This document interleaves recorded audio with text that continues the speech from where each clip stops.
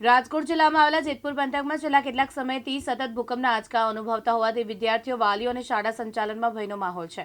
આ પરિસ્થિતિને ધ્યાનમાં રાખીને જેતપુરની 14 સરકારી શાળાઓ કામરીબાઈ હાઈસ્કૂલમાં રજા જાહેર કરાઈ છે। સાથે સાથે એક ખાનગી શાળાઓ દ્વારા પણ સાવચેતીના ભાગરૂપે રજા જાહેર કરાઈ છે।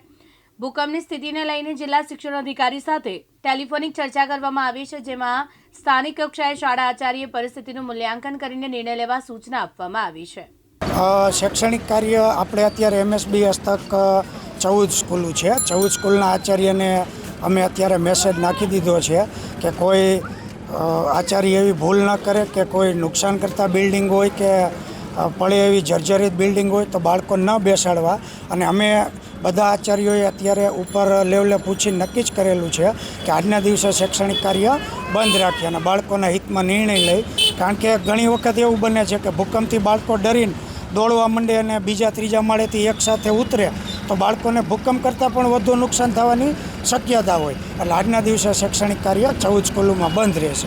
કાલ સાંજથી જેતપુર શહેર તથા ગ્રામ્ય વિસ્તારમાં ભૂકંપના આફ્ટરશોક અંદાજે કાલે 8:43, સવારથી 6:19, 7:18 અને 9:45 3 પોઈન્ટ મેક્સિમમ 3.8નો વધારે નોંધાયેલો છે।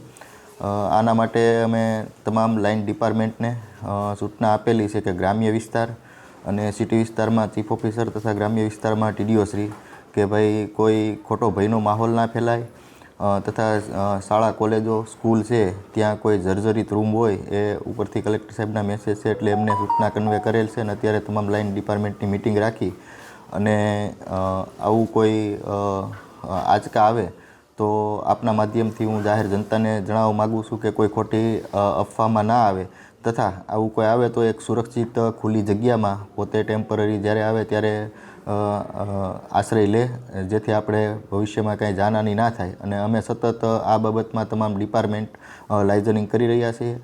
એવા કોઈ મેસેજ હશે તો અમે તમને કાંઈ વધારે જણાય તો અમારી ઓફિસના કંટ્રોલ રૂમના નંબર છે 28 23